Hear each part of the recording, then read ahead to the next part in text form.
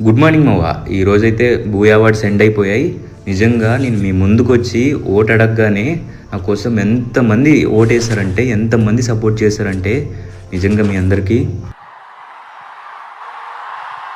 నేను form fill చేసింది ట్యుటోరియల్కి, emerging స్టార్కి, వాటికి ఫిల్ చేస్తే ఇందులోకి వేసేసాడు మవ్వ, రీజనల్లోకి. ఇందులో ఏమో సౌత్ ఇండియాలో ఉండే క్రియేటర్స్ అందరూ వచ్చారు. అది కూడా మిలియన్స్ కొద్ది సబ్స్క్రైబర్స్ ఉన్న పెద్ద పెద్ద క్రియేటర్స్. రాని పర్లేదు, మనం పోటీ పడవచ్చు. బట్ మన తెలుగు సైడ్ నుంచి 6 మంది వచ్చారు.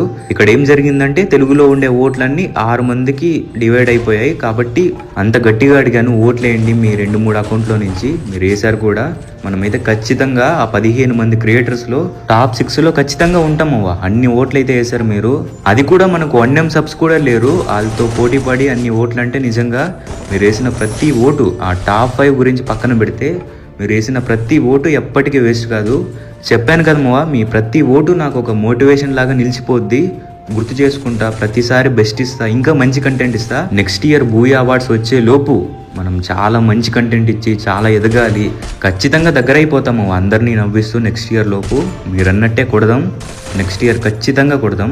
ఈ ఇయరే జరగాల్సింది, కానీ ఏం చేద్దాం, తెలుగు ఇందులో వేసేసారు నన్ను, ఇలా అయిపోయింది. కానీ హిందీ వాళ్ళతో కానీ తమిళ వాళ్ళతో కానీ మనం పోటీ పడి ఉంటే ఖచ్చితంగా కొట్టేవాళ్ళం. సర్లే, మళ్ళీ చెప్తున్నామవ్వ, ఎవరైతే నాకు ఓట్లు వేస్తారు